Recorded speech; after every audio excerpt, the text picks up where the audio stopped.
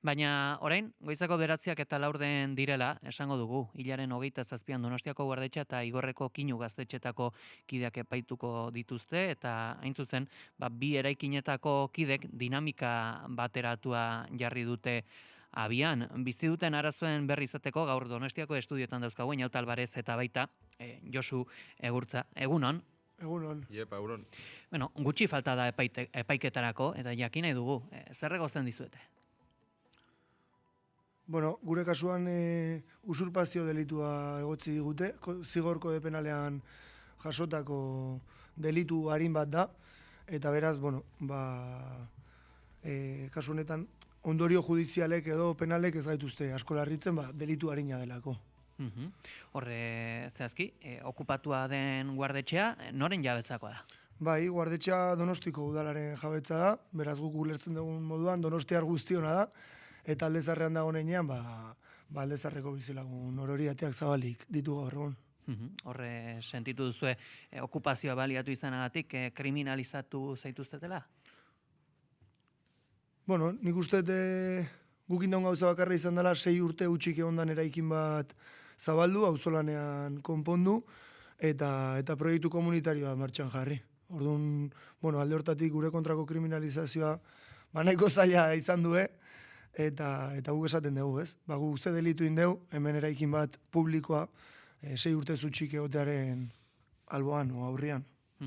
Okerrez banago, hitzaiten izan zarete, udaleko arduradun ezberdinekin, nolakoak izan dira elkarrizketa horiek? Bueno, haitu gera udaletxea juten hainbat alditan, zehazki, 3-4 bilera, eta bertan baitu gera arazoak eta azaltzen, eta pixkanaka jungera gauzak iste, beste batzuk ez, eta beraz, pixkat oentxe bertan airean geratu gara, eta, baina, bueno, nahiko jarrera positibo izan da gurain arte, baina ikusita oain ez zeinaut, nola dijoan, Bai, kontua da udaletxeak adierazi duela, borondatea hor proiektu bat garatzeko, baina momentu honetan udal aurrekontutan ez dago diru partidarik, eraikin horrek beharrezko konponketak egiteko, eta udaletxeak ere ez du zehaztuta ze proiektu garatu nahi duen bertan. Orduan gurekin eseri dira, segurako borondatea adierazi dute hor auzoarentzako behar izana kontuan hartuta proiektua garatzeko, baina gaur da eguna epaiketa iritsiko dena, eta akordio hori gabe, ziur aski kanporatuak izango geranak.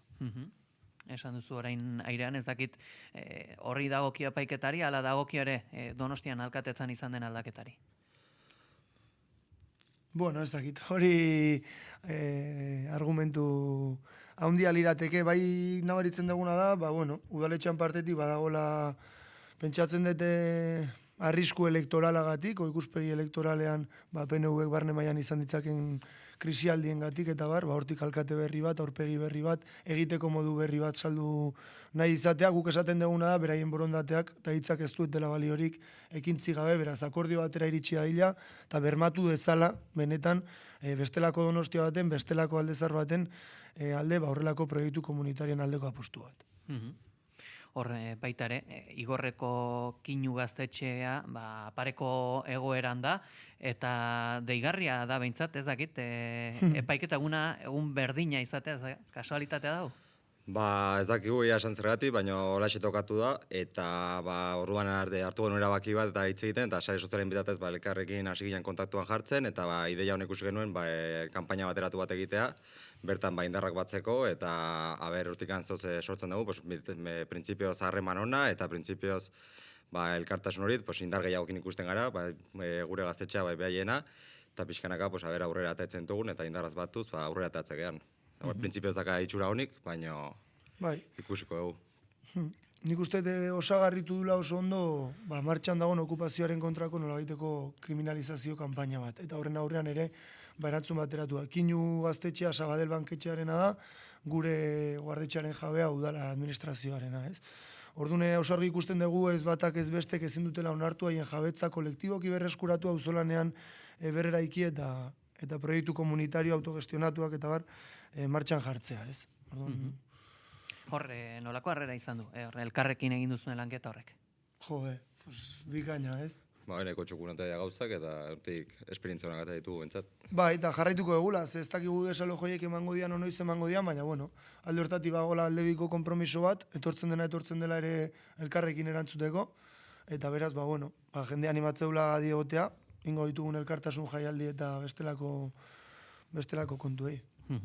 Hor, gaztetxeak usten baldin badira, egingo da ere, ustuketa bat bertan egiten den jardunaz.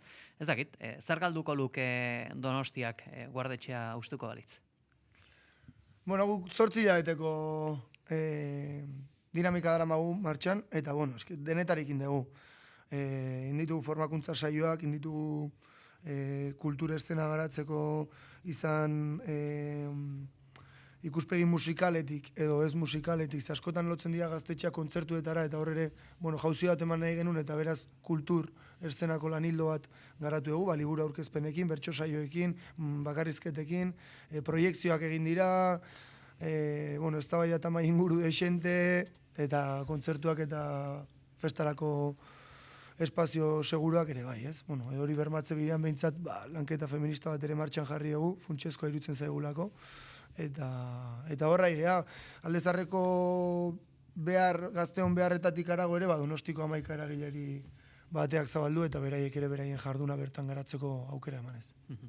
Gure sola saldira ere, batu berri zaizkigu Igorreko Kinu gaztetxeko Unai Intxaustietan Erzuluaga, egunon?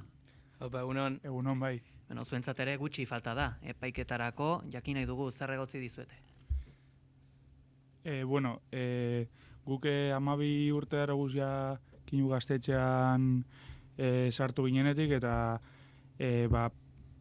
denpora horren erdien edo lan eraikinen jabe bihurtu zen Sabadell bankue, eta ordutik darogu prozesu judizial baten nahiko luze iten dabilen naia, eta bertatik desaloja gurean. Aurreko jabean hortzan? Bertako, eraikinan erabilera lehen eukiten zaren produktora batek, Keinu produktorak, bertan grabetan zen Televisión Espainolako La Botica de la Abuela programa famatu adibidez, eta hori enbargazio bat egon zan hor bankuen partetik, eta ordutik da Sabadell banku eraikinen jabea.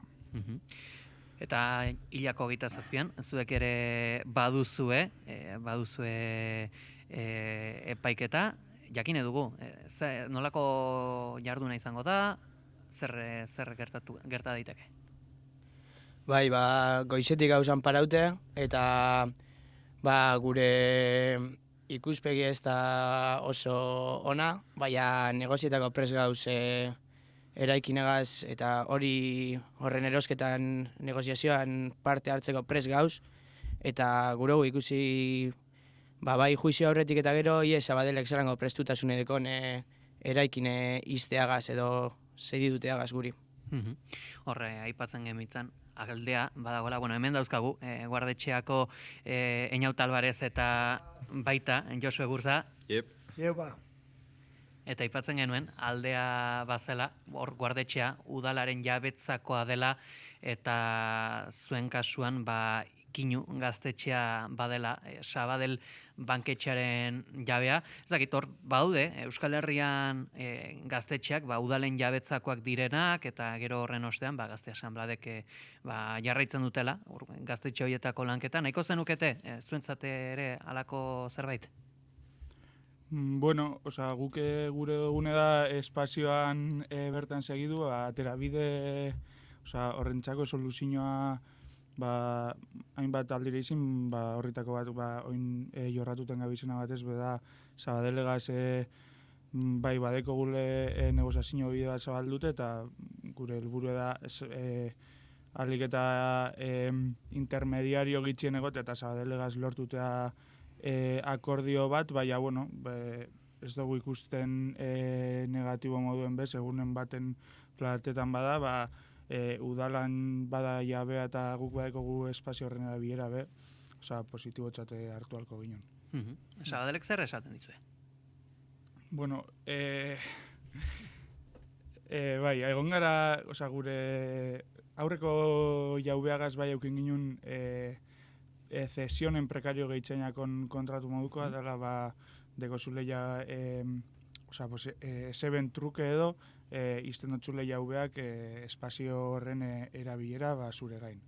Eta Sabadelegaz hasieratik ibili izin gara, holango beste kontratu bet lortu gurean, eta guk horretan segitan dugu, baina, bueno, haurik ez deki asmo handirik horretarako. Bai. Baina, bueno, guk uste dugu fresen hau behotxe gure, erakutsi gure herrien dekon balioak gaztetxak, eta legin dute holango zeuzer lortuten, bai. Zure ere galdetu nahi, zuet, okupazioa baliatzeagatik kriminalizazioa sentitu duzue? Bai. Batez be, bai, Sabadellen aldetik, haurintzat, haurin logikatik jarduten dugu guk, ez dugulako sistemaren parte edo kapitalismoaren parte egiten, eta kultura eskaintza alternatiba bat emotegu, eta horren aldetik, bai haurin aldetik eta instituzioan aldetik, okupazioa orokorrean kriminalizatuta dago. Bai, etxone, gehitu gureko neuke bai, bueno, igorreko udalak azkenengo 2 urteetan gugaz eukin dauen jarrera be txakule asko guztau, eta horren parte, bai, igorreko alkateak be gugez izindeko jarrerak bai udaleko materiala iztera aldera edo bai, aurika sarremanean bai egotzi zindozkule bai, gabizela jardun ilegal bat iten, okupaetan gabizelako espazio bat, eta hori dana.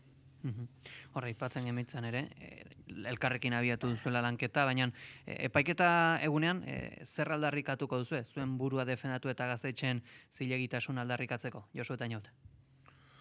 Bueno, esan detena pixkat hasieran, ez? Guk ulertzen dugula, erraikin horrek ezin dula utxiki hon, eta nola bala udal baliabide publikoekin o baliabide komunitarioekin, baina eraikin hori zabalduin bardala, uzoantzat izan bardala, herriantzat izan bardala, eta hori defendatzea goaz. Horren bitartez, okupazioa bera, tresna gisa, eta nolabait bestelako bizi eredu baten eraikuntzarako, bueno, lehen pausu gisa, zilegi dela. Unaietan zuek zer diozue? Bueno, guk egia da ez deko gule epaiketarako argudio edo irabazteko aukera handirik, baina bai, gure asmoa da bertara hurbilutea, apurbete holango espazioen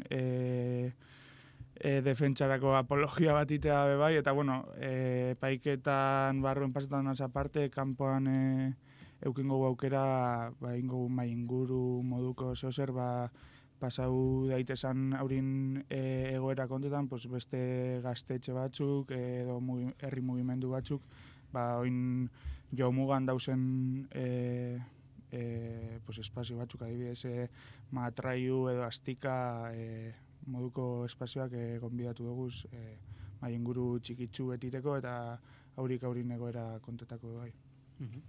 Nik uste gainera asmatu egun, bi gaztetxon artean asmatu egun dinamikak oso ondo erantzuten dio lagungo testu inguruari, badagolako, ezin ditugulako ulertu desalojo prozesu kasu isolatu gisa, badagolako ofentsiba total bat, bai?